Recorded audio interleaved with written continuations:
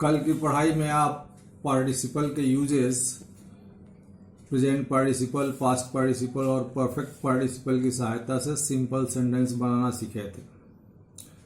और आपने ध्यान दिया होगा कि पार्टिसिपल में जब दो या दो से अधिक सेंटेंस जितने भी होते हैं उसमें सब्जेक्ट एक ही होता है, कर्ता एक ही होता है। जैसे for example open the door, you will see a bird in the tree.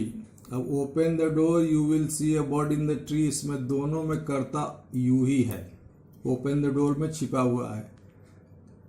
Opening the door, you will see a bird in the tree, इसमें एक ही सब्जेक्ट आता है, प्रेजेंट पार्टिसिपल हो, परफेक्ट पार्टिसिपल हो, पास्ट पार्टिसिपल हो। अब अगला topic आता है नॉमिनेटिव एब्सोल्यूट। नॉमिनेटिव एब्सोल्यूट कोई पार्टिसिपल, जीरंड और इन्फिनिटिव जैसा टर्म नहीं है, बल्कि पार्टिसिपल का ही एक रूप है। नॉमिनेटिव एब्सोल्यूट जब कर्ता दो हो जाए और उनमें काजल रिलेशनशिप आ जाए, अर्थात कार्य कारण संबंध हो, तो हम पार्टिसिपल को नॉमिनेटिव एब्सोल्यूट में बदल देते हैं। नॉमिनेटिव मीन्स होता है कर्ता, सब्जेक्ट, कर्ता कारक। एब्सोल्यूट मीन्स कंप्लीट, स्वतंत्र। यानी जब दो कर्ता होते हैं तो एक कर्ता को हम एब्सोल्यूट बना देते हैं, अर्थात नाउन के पहले रख देते हैं, जिसका प्रभाव फाइनाइट वर्ब पर नहीं पड़ता है, क्रिया पर नहीं पड़ता है। जो दूसरा सब्जेक्ट आता है उसी के अनुसार क्रिया आती है। इसी को हम नॉमिनेटिव एब्सोल्यूट कहते हैं।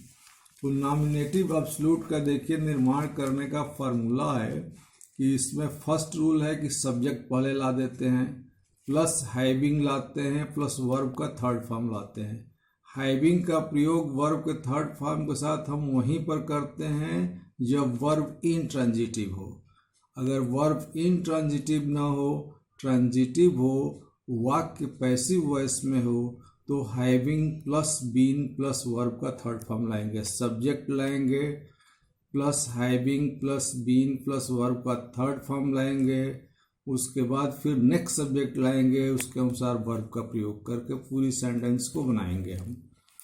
और थर्ड इसमें रूल है कि जैसे जब सब्जेक्ट आ जाए वाक्य में, is, am, are, was, were, auxiliary आए और उसके बाद एडवर्ब आ जाता है या एडजेक्टिव आ जाता है या नाउन आता है, तो इज, एम, आर, वाज, वर को हम बीइंग में चेंज कर लेते हैं। पहले subject plus being plus adjective या एडवर्ब या नाउन जो भी आता है लिखने के बाद से हम नेक्स्ट सब्जेक्ट ला करके सेंटेंस को जोड़ेंगे।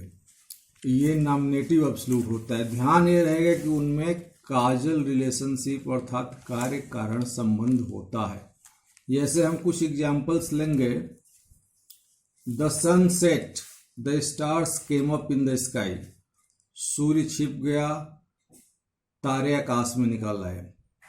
कार्य कारण संबंध है, तारे आकाश में निकलने के कारण सूर्य का छिपना हुआ। तो सेट पहले देखेंगे, दो सब्जेक्ट है, एक पहला सब्जेक्ट है द सन, दूसरा सब्जेक्ट है द स्टार्स। तो पहले सब्जेक्ट को हम क्या कर लेंगे, पहले लिखेंगे द सन, उसके बाद सेट इंट्रांजिटिव वर्ब है, having set the stars came up into the sky. ये सेंटेंस आपका सिंबल बन गया। The sun having set the stars came up in the sky, ये सिंपल सेंटेंस बन गया। दूसरा सेंटेंस लीजिए, जैसे the bank was closed, we could not withdraw any money. Bank बंद था, हम कोई पैसा नहीं निकाल सके। एक है द बैंक वाज क्लोज्ड। अब देखिए सेंटेंस क्या है, पैसिव वॉइस में है। तो पैसिव वॉइस में है तो द बैंक को सबसे पहले लिख लीजिए, the bank having been closed, यहाँ तक आपका बन गया। उसके बाद वी सब्जेक्ट लाइए दूसरा वाला, we could not withdraw any money, bank बंद होने के कारण हम कोई पैसा निकाल नहीं सके। तो हैविंग बीन का प्रयोग इसलिए किया गया है कि ये पैसिव वॉइस है, इसलिए बीन का प्रयोग किया गया है। जैसे नेक्स्ट एग्जांपल लेते हैं, the class was over, the students left. Class समाप्त हुआ, बच्चे चले गए। तो the class was over, over adverb है, द क्लास को पहले लिखे, the class being over, the students went away या द स्टूडेंट्स लेफ्ट, चले गए।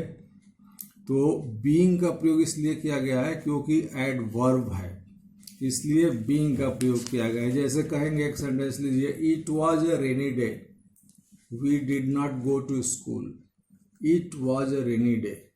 अब रेनी डे क्या हो गया, एडजेक्टिव हो गया, तो इट पहले सब्जेक्ट ले लीजिए, it being a rainy day we could not go to school. तो कहाँ पर बीइंग का प्रयोग करेंगे, कहाँ पर हैविंग प्लस वर्ब का थर्ड फॉर्म का प्रयोग करेंगे।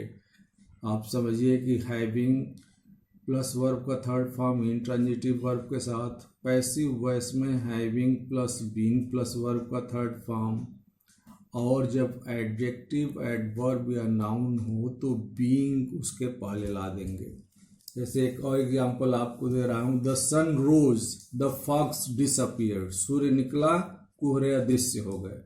द सन रोज, अब देखिए वर्ब क्या है, राइज, रोज, रीजन, राइज जो है इंट्रांजिटिव वर्ब है, तो द सन को पहले लिखेंगे, the sun having risen the fox disappeared.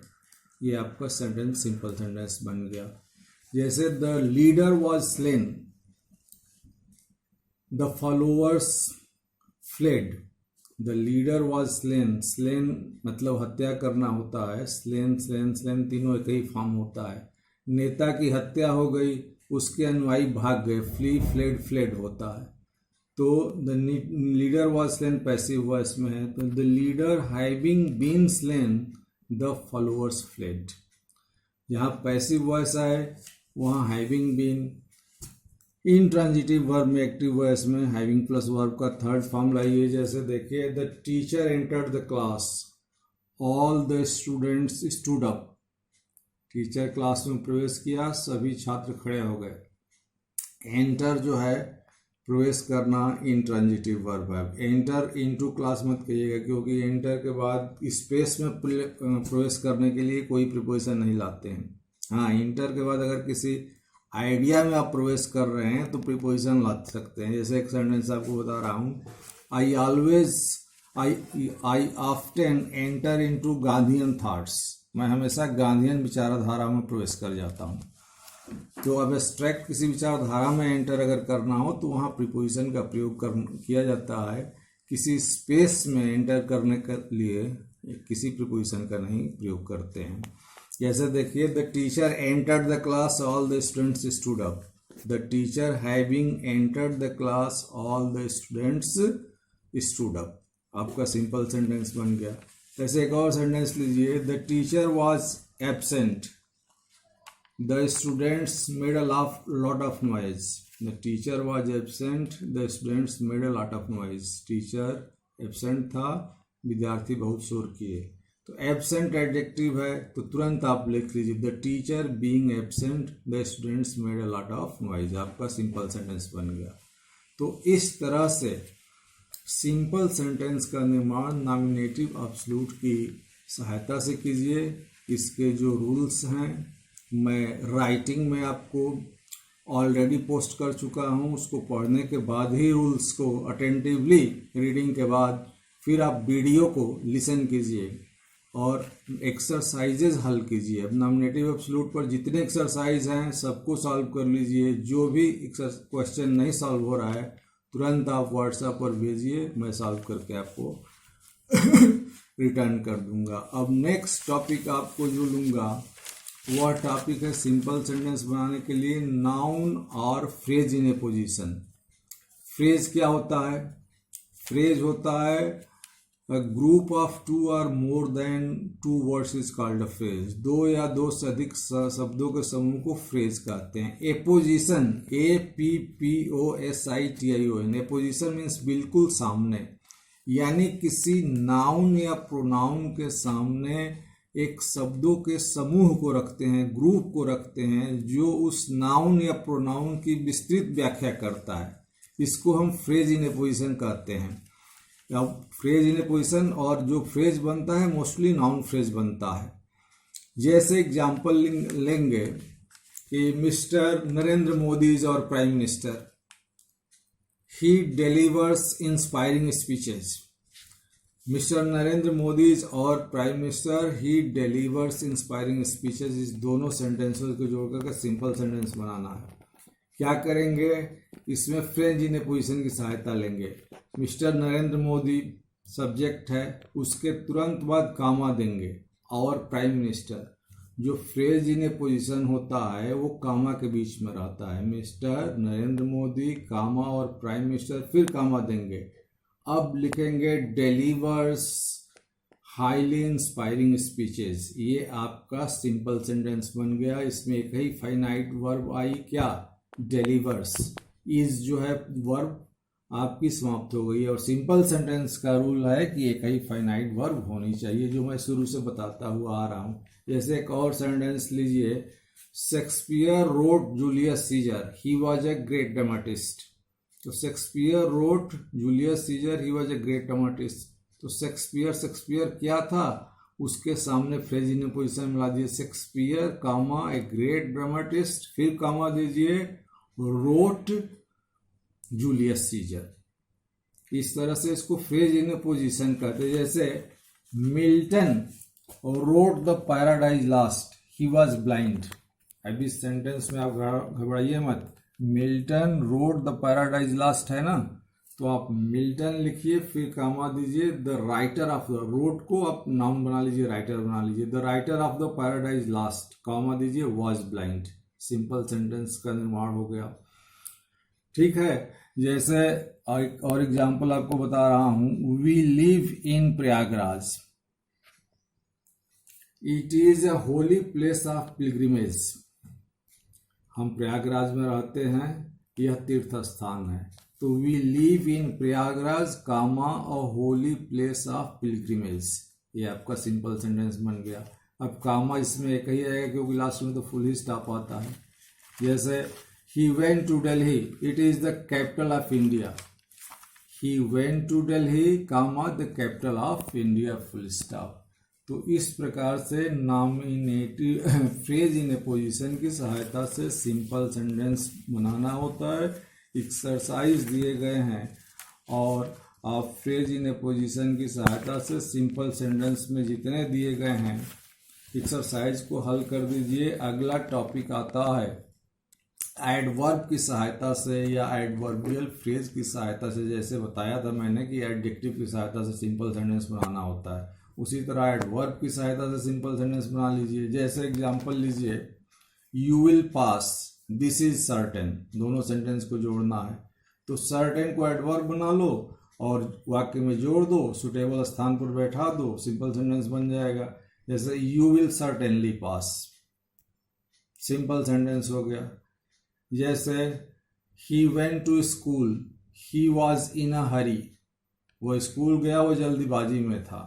तो he went to school in a hurry, in a hurry adverbial phrase हो गया। या हरी को एडवर्ब भी बना सकते हो। तो एडवर्ब हरी को बनाने के लिए पहले पास्ट पार्टिसिपल एडजेक्टिव बनाना पड़ेगा। हरी को हरीड करो, HURRIED, फिर डी में LY जोड़ो, हरीडली। तो he went to school hurriedly भी कर सकते हो। सीधी सी बात है, या तो एडवर्ब रखिए या एडवर्बियल फ्रेज रखिए, दोनों में से किसी से वाक्य को जोड़ लीजिए। जैसे we must get over corona, we must get over corona, हम कोरोना से अवश्य जीतेंगे। There is no doubt in it, इसमें कोई संदेह नहीं है। दोनों को जोड़कर सिंपल सेंटेंस बनाना है। एडवर्ब की सहायता लेना पड़ेगा। We must get over corona, there is no doubt in it. चूंकि हमको सेंटेंस बनाना है तो there is no doubt, no doubt को क्या करोगे, नो डाउट को एडवर्ब बनाना होगा तो पहले अनडाउट करोगे, अनडाउट को अनडाउटेड करोगे, एडजेक्टिव होगा, उसी में LY जोड़ दोगे तो एडवर्ब हो जाएगा। तो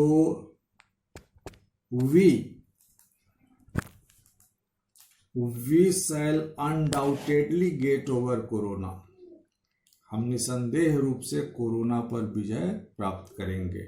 एडवर्ब बनाने की प्रक्रिया बिल्कुल सही होनी चाहिए। अब जैसे एग्जांपल दीजिए, दे रहा हूं दूसरा, he kick the player, it was his intention to do so. वो प्लेयर को किक किया, यह उसका इरादा था। It was his intention to do so, ऐसा करने का उसका इरादा था। अब इतना बड़ा सेंटेंस दे रहा है तो इंटेंशन को एडवर्ब बना लो। इंटेंशन का एडवर्ब हो जाएगा इंटेंशनली। तो ही किक द प्लेयर इंटेंशनली, ये आपका सिंपल सेंटेंस बन गया। ठीक है, जैसे एक और एग्जांपल देता हूं, I thanked him, I did it with all my heart. मैंने उसको धन्यवाद दिया और मैंने यह सब कुछ मैं अपने हार्ट से किया। तो सब कुछ मैंने आप हार्ट से किया, तो उसको लिख दीजिए एक सेंटेंस में, आई थैंक्ड हिम हार्टेडली। अब हार्ट को हार्टेड करोगे और DLY जोड़ करके एडवर्ब बनाओगे, आई थैंक्ड हिम हार्टेडली। ये आपका सिंपल सेंटेंस बन गया।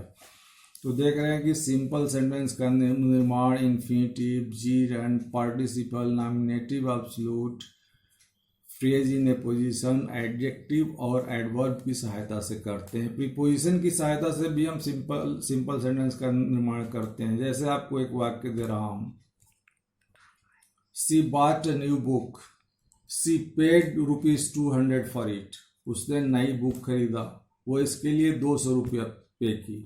तो शी